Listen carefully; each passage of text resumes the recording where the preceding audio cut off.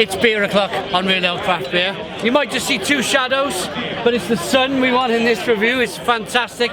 We're at the Bergen Craft Beer Festival. I'm joined by Richard from BeerBlioTek. How you doing, Richard? Not too bad, how are you? Not too bad at all, not too bad. So tell me a little bit about the brewery. Well, we've been brewing since 2013. Yeah. 2015 we moved to a bigger facility and then started a sour brewery at the old place. Okay, fantastic. I think we're coming up now to our 200th beer. Amazing. Different beer, so that's where we're at. Our kind of idea is to brew new beer all the time and really experiment with new flavours and push boundaries. Exactly. And I talking about the brewery, I got to roll onto this beer now. I love the name of this beer. Some men just want to watch the world die. World burn. World burn. World burn. And it's a Russian Imperial Stout or just an Imperial Stout? It's an Imperial Stout, 11%, a little bit of Moscato sugar, and then with chili in the fermenter. Yeah. Okay. And it was brewed on the day that Donald Trump was inaugurated. We brewed it on the day that he was elected. He was elected, and then we released it in 9 different countries in Europe on the 20th of January, inauguration day. Okay. So we kind of made a very fast decision on the day that he was, so that when we looked at our phones, it went, Donald Trump is going to be the President of the United States. Let's make a beer. The hell with that beer. So we scratched what we were doing and we just went, we're going to make a beer. So we just came up with the recipe on the spot and started to brew a beer. So it is not getting too political, but we're living in strange times. It's strange times, and it's I think you can take from it what you want, but I think that we like to poke fun at things and we like to have a little bit of a laugh, and at the end of the day I don't really care what people's politics are. I just think that it's a fun time. And beer, especially beer in Sweden, for me, been reviewing beer from Sweden since probably 2012, and it's just some of the best. It was kind of the Scandinavian birthplace, was it, of craft beer, or was that Nugna? I think in Norway. You've got Nugna and you've got obviously Løvig and stuff that have been doing beer for a long time. In Gothenburg you've got Duggars that have been brewing for 10 years now, I think. And they've just, very quickly on Duggar, I know it's another company, but they seem to have hit their stride the last few years. I remember reviewing beer and it wasn't really viewed that much. Then I think Omnipolo started brewing at the brewery, and all of a sudden, is that right? I mean, they started there. I'm not exactly sure. I don't really know. They started recently, but Duggars over the last kind of couple of years have really been. They have really smashing it and doing some really nice beers, which is great to see. And they, as a brewery, when we started. They helped us a lot. That's fantastic. They put a lot of time into local breweries, and we've got a lot of respect for them. Of course. And I think, the Gothenburg beer scene is kind of exploding, and it's been going really, really well. I think in Sweden, certainly in Sweden, it's one of the best beer scenes. And I think that's largely down to the fact that when we started in 2013, a lot of the breweries started around that time. We had a company like Duggars that were prepared to help and share information, and just kind of, it's all gone from there. Brilliant. Yeah, I love the Swedish craft beer. I love the Scandinavian and the world beer scene. Let's get the aroma on this beer. But first of all, let's look at it. Jet black beer in the glass, nice tan coloured head. Aroma. Oh yeah, that smells really good. Really good. You can almost smell the depth, the mouthfeel, the creaminess in the beer. You can almost smell that in the aroma. Yeah, it's got quite a smoky kind of aroma to it. I mean, it's got, obviously we use a little bit of peated malt in it, so it's very pungent in the smoke character. And I think that works quite well with the chili that's in it. Chocolate, coffee, caramel.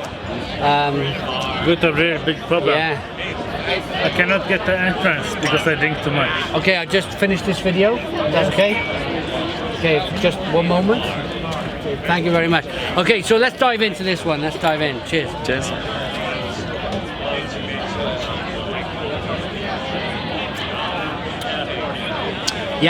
Nice bit of smoke, chocolate, coffee, caramel, good mouthfeel. You can almost smell it in the aroma of the mouthfeel. I probably drunk too many Imperial Stouts in my time. You just can almost smell the aroma, the mouthfeel now. But a fantastic Imperial Stout. Vanilla? There's a touch of vanilla in there? There is a touch of vanilla. And then we use the Moscato sugar in it as well, so it's kind of got this nice kind of candy in the background. And obviously I think that really lifts that kind of smoke character, and then the chili kind of just the nice burn. Yeah, the nice little chili burn. Yeah, watching the world burn. Yes. It's not overpowering, but it certainly comes in the aftertaste. You get it down in the kind of throat and stuff. So. Absolutely, and a Stone the Crows Russian Imperial Stout then. Stone the Crows. I'm going to rate this. I'm going to give it a 10 out of 10. It's absolutely fantastic. Well done, Richard. Thank you very much. 10 out of 10. Just quickly before we wrap things up, where do you go in the future? Where do you want to be in 5 years' time? I think that we set a plan when we started the brewery, and we kind of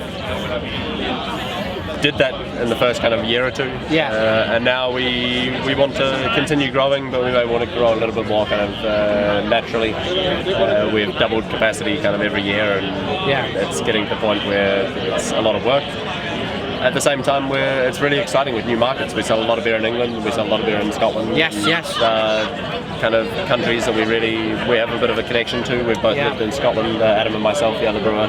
We lived in Scotland for 3.5 years. Okay. So we have a bit of a connection, and I think that's where we kind of want to really kind of just push get it into around the Europe and the world. But it's just a nice thing to be able to get out to the world. And, and it's your brand. I think you've got a very, very good brand. I started off drinking a lot of your sour beer, I believe, a few years ago, and then of course IPAs and the beer I had in the can the other week. It was for a beer festival.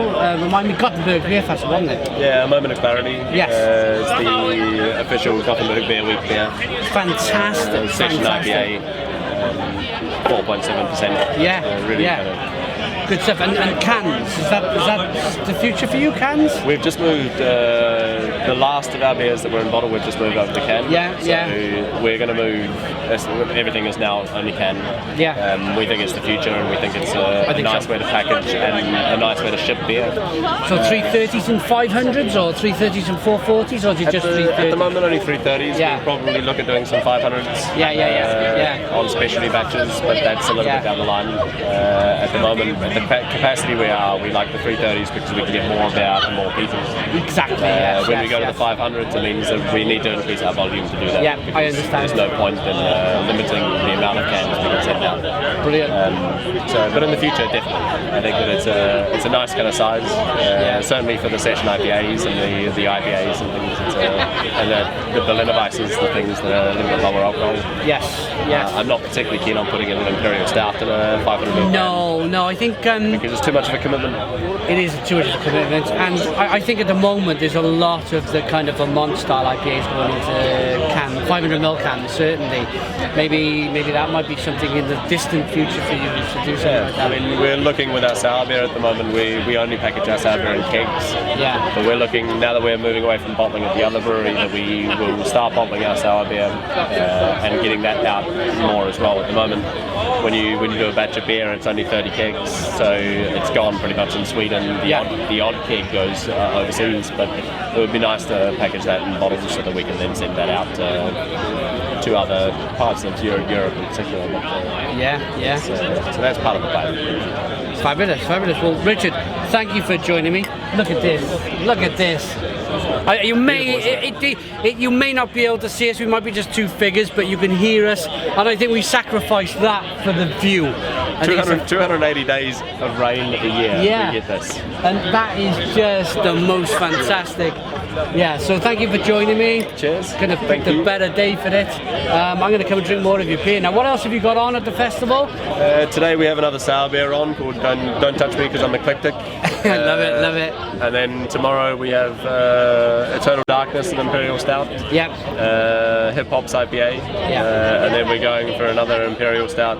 Sorry, not an Imperial Stout. Another sour called perhaps Blue Ribbon. And then Sabotage, a collaboration with Ola Ruin. Black IPA. So. Brilliant, fantastic. The other 4 beers we got. Maybe we could do something in the future. Maybe we could do like a collaboration. We could look at it. I've never been to Sweden. Come over and drink some beer. Yes, come over and drink some beer. Thank you, Richard. Cheers. Thank you very much. Thanks. Stone the Crows. Stone the Crows. Cheers.